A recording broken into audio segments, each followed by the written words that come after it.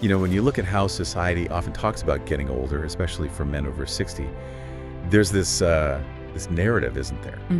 That it's mostly about slowing down, maybe feeling a bit, I don't know, less relevant, or needing more help. It paints a picture that can feel a bit limiting.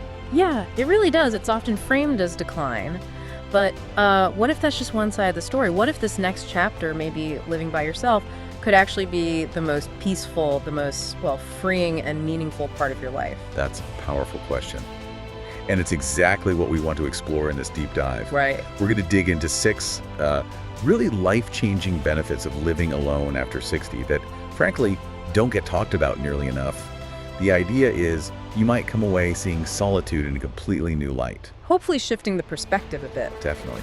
So let's jump right in. The first one that really stood out from the material you shared seems almost obvious, but maybe its depth isn't fully appreciated. You mean freedom and control? Exactly. Total freedom and control. Yeah. After decades, decades of juggling work schedules, family needs, all those commitments, living alone suddenly means, your routine is finally your own again. It's huge. Yeah. It's more than just like deciding when to eat. It's this fundamental shift in agency. Suddenly, there's no one else's clock you have to sync with. Right. Want dinner at 5 p.m.? Fine. Feel like eating late, maybe 11 p.m. while watching something. Yeah. Also fine. We saw those examples, didn't we? The guy watching war documentaries until the small hours. Yeah, without bothering anyone. Exactly. Or, cranking up the music, setting the thermostat exactly where you want it, choosing the whole vibe of your space. It sounds small, maybe, but that level of peace, that absolute control over your immediate world at this stage, it's invaluable, truly. And it feels like that kind of external freedom, taking back control of your schedule and space, it often paves the way for something internal too. Which brings us nicely to the second benefit, rediscovering your identity. You hear this sometimes, don't you? Men over 60 feeling a bit invisible, or maybe disconnected from who they were before they were dad or the boss or grandpa.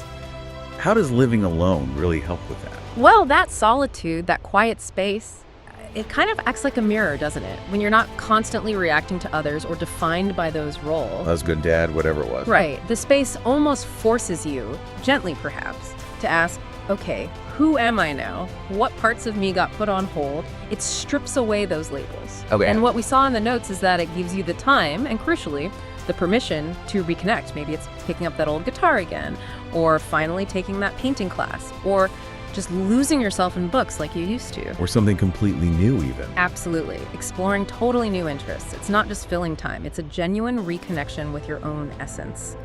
Finding out who you are right now in this chapter. That makes sense. Moving to the third benefit, and this one feels particularly relevant today, peace of mind. The world's noisy, demanding. Incredibly so. But your own home, when you live alone, can become this sanctuary. But I guess some might worry, could that quiet feel, lonely instead of peaceful? How do we square that? That's a really important point. And what the material suggests is that it's not about the absence of people necessarily. It's about the elimination of, let's say, chronic low-level stress. Okay. Like daily friction. Exactly. Those little arguments, unspoken tensions, even just constantly trying to read or manage someone else's mood. That stuff keeps your nervous system on edge. Yeah, you don't even realize it sometimes. You really don't. But when you remove that constant background static, your whole system gets a chance to, actually calm down, reset. And this isn't just a vague feeling. The source is pointed to real physical benefits. Lower stress hormones, better blood pressure, improved sleep, clearer thinking. We saw reports of men feeling genuinely at peace, really comfortable in their own skin, often for the first time in years. Not from isolation, but from the absence of that constant social negotiation. Okay, that distinction is key. Now, for benefit number 4, this one challenges a common assumption, I think. Mental strength and self-reliance. We often hear that living alone might make someone, weaker or more vulnerable. How does that stack up against the idea that it actually builds strength, especially when we talk so much about social connection for brain health? It seems counterintuitive at first glance, doesn't it? Yeah. But the sources present a really interesting angle. Think about the practicalities. When you live alone, you have to do things for yourself. Right, no backup. No backup. Cooking, fixing that leaky faucet, managing bills, organizing your week. Every single one of those tasks requires planning, problem solving, engagement. Keeps you sharp. Exactly. It keeps your brain active, your body engaged. It's not just busy work. It's actively building what experts call cognitive reserve. You're constantly learning, adapting. And psychologically, you stop waiting for someone else. You prove to yourself again and again, I can handle this. That builds serious confidence, real self-reliance. I can see that. It's an active process, not passive. Okay, benefit number 5. This one genuinely surprised me when I first read it in your notes. Better relationships. Not necessarily more, but better. Yeah, it does sound odd, right? Solitude making you more social. How does that work? How does being alone improve connections with others? Well, think about your social energy like a battery.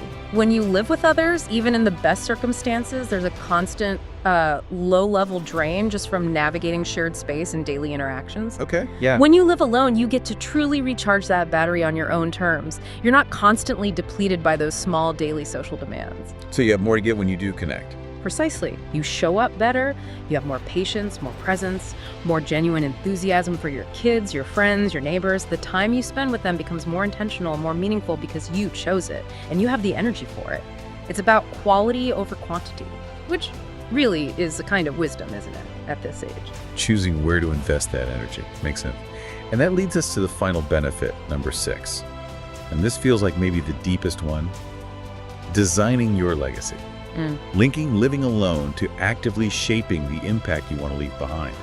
How does that solitary space facilitate something so profound? It provides the quiet, doesn't it? The dedicated time, free from distraction, to really reflect, not just vaguely, but to actively consider, what kind of man do I want to be remembered as? What values do I want to embody in this final act? It's more than just thinking about the past. Oh, much more.